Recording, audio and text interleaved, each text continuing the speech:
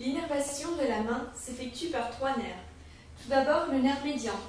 Celui-ci passe en arrière du rétinaculum des fléchisseurs et donne des rameaux appelés rameaux palmaires communs.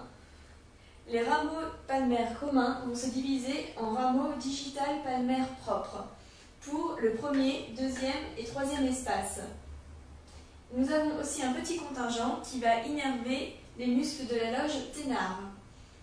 Enfin, un petit rameau superficiel appelé rameau cutané palmaire va innerver la paume de la main. Le nerf ulnaire va innerver le quatrième espace interosseux.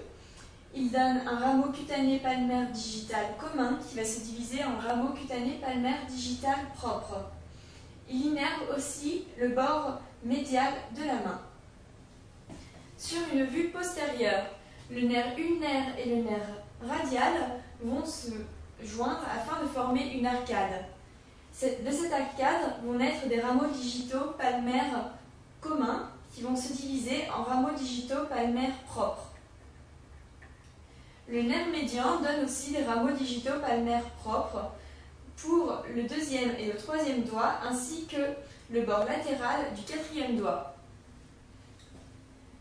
Le nerf ulnaire va innerver ainsi le bord médial de la main et le nerf radial va innerver les muscles du pouce.